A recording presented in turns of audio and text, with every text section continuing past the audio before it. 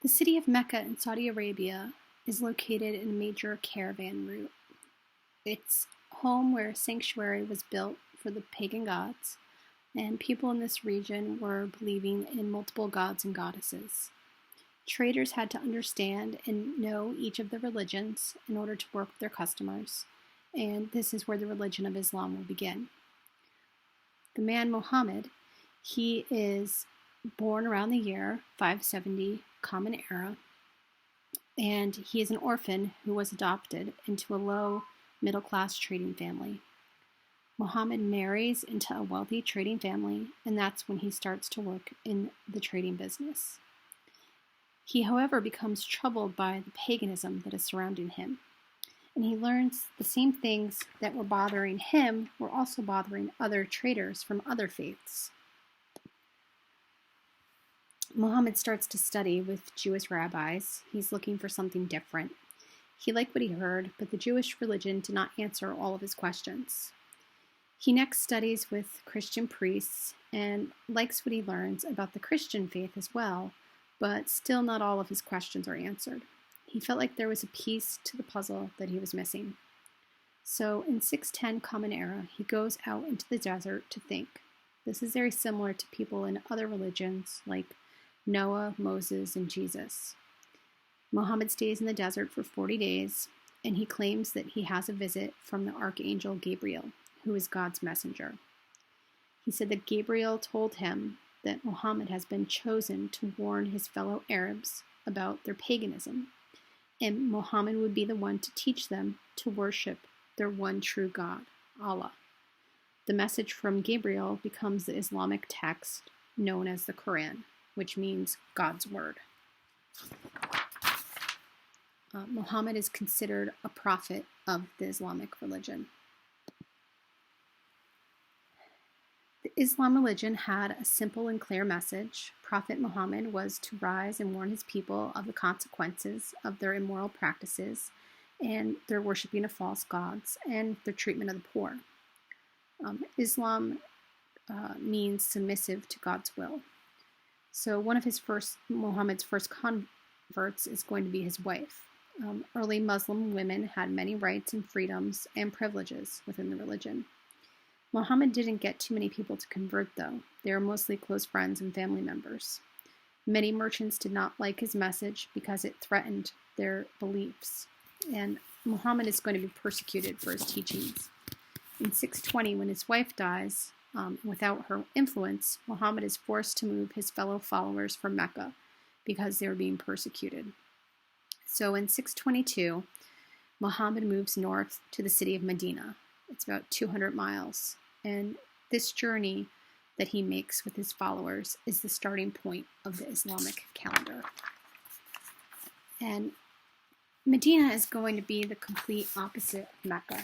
Many people will welcome Muhammad and his message and they'll convert to the religion.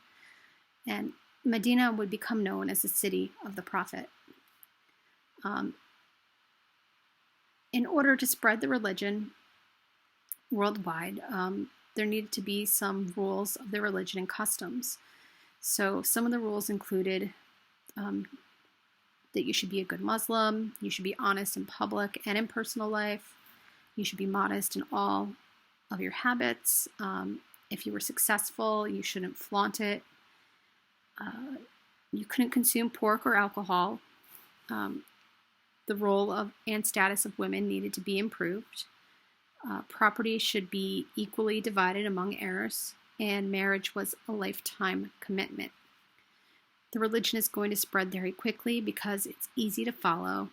The Islam religion is going to believe in the same prophets that are listed in the Old and New Testaments of the Bible, except they also believe that Jesus is a prophet. There are also a set of rules that are called the 5 pillars of faith, or the 5 pillars of Islam, that Muslims should integrate into their everyday life. So these things included asking for forgiveness before worshiping and declaring your faith, praying 5 times a day in the direction of the city of Mecca, And if you could, you should make a donation to the less fortunate, especially widows and orphans. During the month of Ramadan, you should fast all month during daylight hours. And if you can, you should make a pilgrimage to Mecca at least once in your lifetime. There are several reasons that the religion of Islam was very successful. It was easy to practice and it gained many new followers quickly. The Islam religion is going to create their own armies that have great leadership.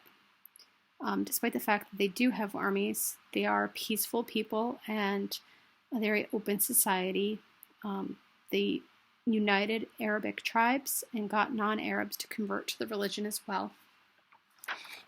And the leaders were very committed to spreading the religion. And traders and merchants are going to carry the religion outside of the Middle East to other areas that they travel, so places like North Africa and Asia. After Muhammad dies, there is a schism in the religion, and this is a break within the religion. Muhammad didn't have any heirs, but he did have a daughter named Fatima, who is going to marry one of Muhammad's cousins named Ali. Ali is going to be one of the first caliphs, which is the leader of the religion. And many people believe that he should be Muhammad's successor because there was a direct bloodline. The group of Muslims that is going to believe that the leader should have a direct connection by blood to Muhammad are going to be called the Shiites. And this is the minority of the Muslims in the world today. Shiites are mostly going to be found in Iran and Iraq. The other group of Muslims is known as the Sunnis, and they felt that the leader of the religion should be elected and should be the best Muslim possible for the job. And this is the majority of the Muslims today.